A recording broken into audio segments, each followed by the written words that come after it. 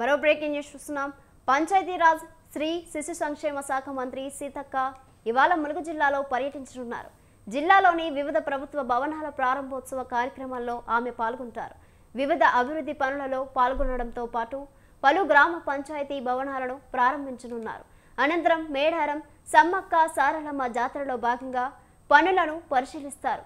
అక్కడి నుంచి రోడ్డు గుండా ఏటూరు నాగారం మండలం కొండాయి గ్రామంలోని గోవిందరాజుల ఆలయాన్ని సందర్శించి ప్రత్యేక పూజలు నిర్వహించనున్నారు.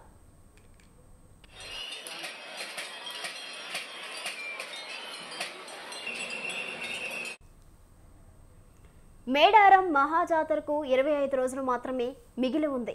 సమ్మక్క సారలమ్మ జాతర నిర్వహణ బాధ్యతలను సీతక్క 3 రోజులుగా అక్కడే మకాం వేసి పరిశీలిస్తున్న విషయం తెలిసిందే.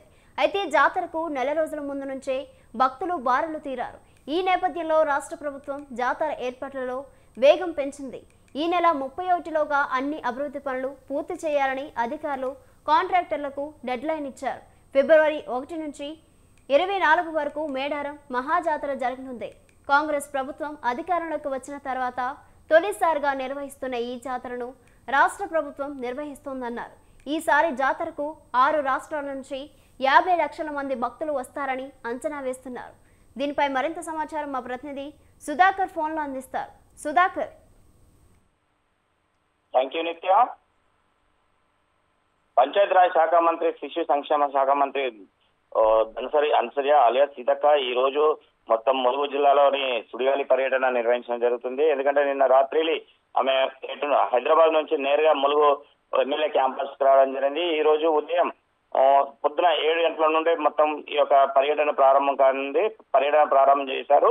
ఉదయం క్యాంపస్ నుంచి వచ్చిన విజిటర్స్ మొత్తం అందరినీ, అక్కడికి వచ్చిన నాయకులను, కార్యకర్తలను కానీ, సామాన్య ప్రజలను కానీ అందరినీ కలిసి మాట్లాడి వారికి ఉన్న ఒక ఏదైతే సమస్యలు ఉన్నాయో ఆ యొక్క సమస్యలు మొత్తం పరిష్కరించాలని చెప్పేసి అక్కడ ఉన్న అధికారులను కూడా ఆదేశించడం జరిగింది. అదే కాకుండా నేరుగా ఆ నుండి ఏటునగరం ములుగు నియోజకవర్గానికి సంబంధించి మొత్తం 7 మండలాలు ఉంటాయి. 7 మండలాల్లో కూడా పలు అభివృద్ధి కార్యక్రమాలు ఉన్నాయి. ఈ యొక్క అభివృద్ధి కార్యక్రమాలే కాకుండా వాటితో పాటు ప్రభుత్వానికి సంబంధించిన ఏవైతే కొన్ని బిల్డింగ్స్ అంటే భవనాలు ఉన్నాయి, భవనాలను కూడా ప్రారంభించున్నారు. అదే కాకుండా పంచాయతీరాజ్ శాఖ సంబంధించి పంచాయతీ అంటే సర్పంచ్ ఈ నెల 31తో పాటు పదవి కాలం కూడా ముగుస్తుంది. ఈ యొక్క పదవి కాలం ముగుస్తున్న సందర్భంలో కూడా కొన్ని గ్రామ పంచాయతీలకు సంబంధించిన ఏవైతే జీపీ అంటే గ్రామ పంచాయతీ బిల్డింగ్స్ ఏవైతే ఉన్నాయో కార్యాలయాలు, ఆ కార్యాలయాలను కూడా ఈ రోజు ప్రారంభించడం జరుగుతుంది. అదే కాకుండా మొత్తం ములుగు నియోజకవర్గం వ్యాప్తంగా ఉన్న ప్రతి ఒక్క గ్రామాల్లో కూడా వెళ్ళి అందరినీ అక్కడ ఉన్న సమస్యలు కూడా పరిష్కరించడానికి కూడా సీతక్క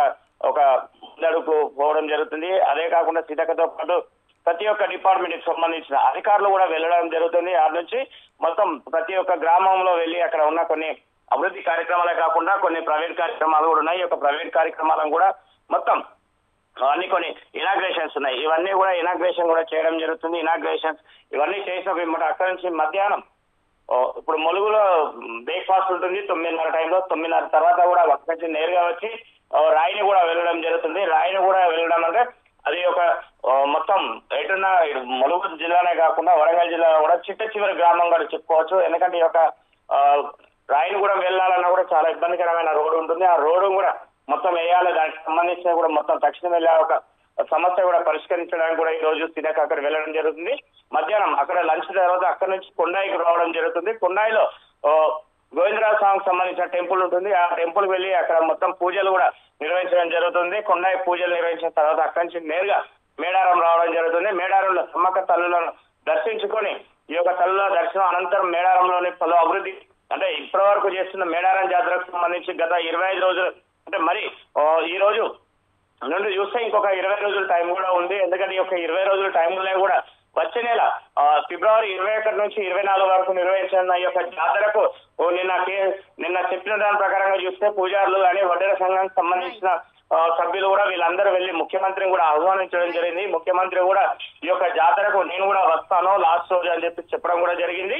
ముఖ్యంగా చూస్తే మేడారంకు తొలిసారిగా ముఖ్యమంత్రి హోదాలో రేవంత్ రెడ్డి రానున్న సందర్భంలో కూడా అక్కడ కూడా దానికి సంబంధించిన పనులను కూడా ఏర్పాట్లు చేయాలనే అధికారులకు కూడా ఎలాంటి సూచనలు ఇవ్వాలనే దానిపైన కూడా సమావేశం నిర్వహించడం జరుగుతుంది. ఈ యొక్క సమావేశం నిర్వహించిన తర్వాత మేడారంలో పలు అభివృద్ధి పనులు కూడా చేయడం జరుగుతుంది. జాతరకు వచ్చే భక్తులకు ఎలాంటి ఇబ్బందులు కలగకుండా ఉండాలని చెప్పేసి వారికి కావాల్సిన సరైన ఏర్పాట్లు కానీ, అదే కాకుండా ఇటు వైద్యం, రోడ్డు రవాణా సంస్థకు సంబంధించి ప్రతి ఒక్కటి కూడా అక్కడ ఉంది.